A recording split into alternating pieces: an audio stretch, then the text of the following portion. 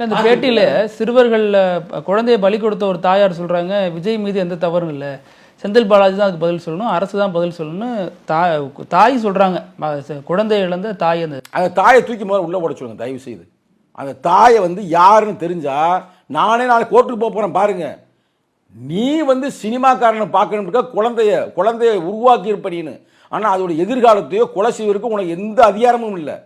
நீ ஏன் கூட்டியாந்த மூல இந்த நெருக்கடியான சூழ்நிலை தலைவா? எங்கள் தலைவர் என்னைக்குமே ஒரு மாநாடு நடத்தினார் சொல்லுவாருங்க, குழந்தைகள் வரக்கூடாது, கர்ப்பிணி பெண்கள் வரக்கூடாது, வயது முதிர்ந்தோர் வரக்கூடாது, போதை போட்டவன் வரக்கூடாது. இவங்க எங்கே வந்தாலும் அங்கே நிறுத்தி அனுப்பிவிடுங்கன்றது இன்ஸ்ட்ரக்ஷன். நாங்கள் இளைஞரணியில் ஒரு பெரிய இதுனா ஒரு 1000 பேர் நாங்கள் தனியாக நிற்பாட்டிடுவோம். தொண்டரணியில் பல 1000 பேர் நிற்பாட்டிடுவாங்க. அவங்களாம் அங்கங்கே பிளாக் பண்ணி அனுப்பி விட்ருவாங்க. ஏன் அவங்க செய்யலை? இப்போ இவங்க சொல்கிறாங்க அரசாங்கம் தான் பொறுப்பு, இல்லை குறிப்பிட்ட ஒரு அமைச்சர் முன்னாள் அமைச்சர் தான் பொறுப்புனா நீ எங்கே போன?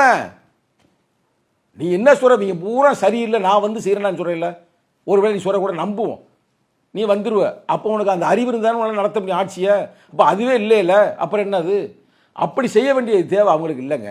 நான் ஓப்பனாக சொல்கிறேனே, அவன் வேற பைத்தியக்காரன் வேணா பேசியிருக்கேன். அப்படி தேவைகள் அவர்களுக்கு இல்லை. அவங்களுக்குன்னா அவங்க இந்த பாருங்க சொல்லி முடிச்சோம். அவ்வளோ வயது முதிர்ந்தவர், 70 வயதுக்கு மேலே முதிர்ந்தவர் தான் முதல்வர். அவர் 8:30 மணிக்கு போகணும், என்னங்க தேவை இருக்குது? இரவோடு இரவா?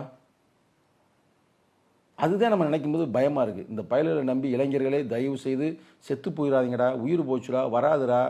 ஒழுங்காக உங்கள் அம்மா அப்பா பாருங்கடா. பிச்சைக்கார பயல்களே போயிட்டு ஒரு நடிகை முன்னாடி செத்து தொலையாதீங்கடா.